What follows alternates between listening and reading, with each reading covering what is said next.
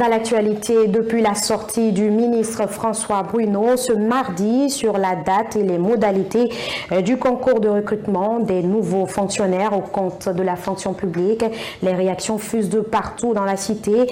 Un sentiment de joie pour certains citoyens, une désolation et déception pour d'autres. Wandel Camara et Augustine Gami. Ça y est, le moment tant attendu est enfin arrivé. La date des concours de recrutement pour la fonction publique est enfin connue. Du 26 au 30 mai 2024, les 140 000 candidats vont passer le concours d'accès à la fonction publique. Sur ce, seules 10 000 candidatures seront retenues. Cette conclusion des autorités ne laisse pas l'opinion indifférente. Tout le monde voit maintenant son salut au niveau de la fonction publique. Et là aussi, là où le bas blesse, le nombre qu'ils veulent recruter par rapport aux postulants, c'est vraiment insignifiant. Ça n'atteint même pas les 10%. Quand vous prenez 140 000 postulants et ils veulent recruter que 10 000 francs, et 10 000 personnes, je voulais dire, 10 000 fonctionnaires, franchement parlant, ça reste à désirer.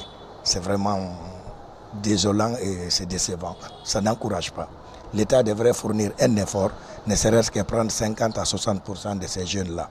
Imaginez, chaque année, les universités ne font que déverser des nouveaux étudiants sur le marché d'emploi.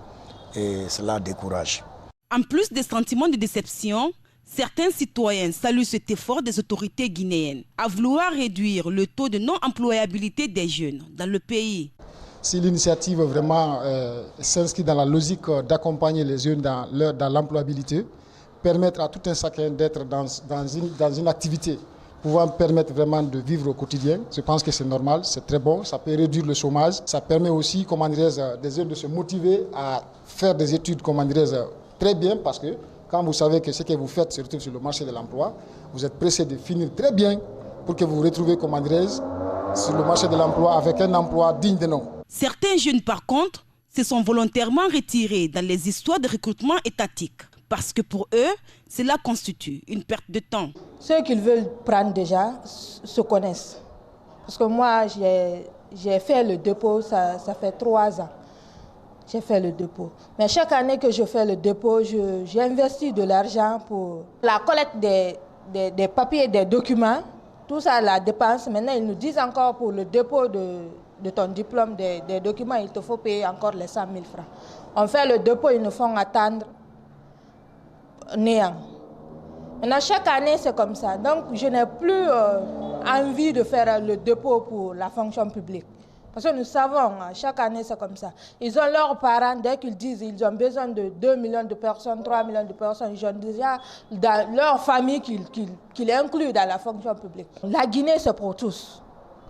Tout le monde veut travailler. S'ils ne donnent pas la chance aux citoyens de travailler, je crois que ce n'est pas la peine, quoi. Face à toute cette situation, ces citoyens donnent des recommandations aux autorités guinéennes. Mais ils conseillent également les jeunes d'aujourd'hui sur comment mener leur vie sur le plan professionnel. Dans les entreprises ou dans l'administration, on n'emploie pas quelqu'un parce que, la personne mérite un emploi. La mérite d'un emploi résulte de ce que la personne sait faire, la compétence. C'est pourquoi on dit que la compétence doit être relative, aux exigences du poste. Et si vous ne reflétez pas, les exigences du poste, je ne vois pas la raison de vous employer parce que vous êtes guinéen. Pour ce qui concerne le gouvernement, il faut vraiment faire le recrutement dans les règles de l'art. Parce qu'on a dit que l'État s'engage à garantir l'emploi à toutes et tous et créer les conditions d'emploi à tous les jeunes. Maintenant, je ne vois pas la raison, de procéder à des recrutements, si vous voulez, qui violent flagramment les textes de loi, c'est-à-dire des recrutements, si vous voulez, nocturnes ou bien des recrutements, à huis clos. Je pense que ce n'est pas sérieux. Il faut faire participer toutes et tous dans le jeu, donner la chance à toutes et tous sans distinction, d'aucune.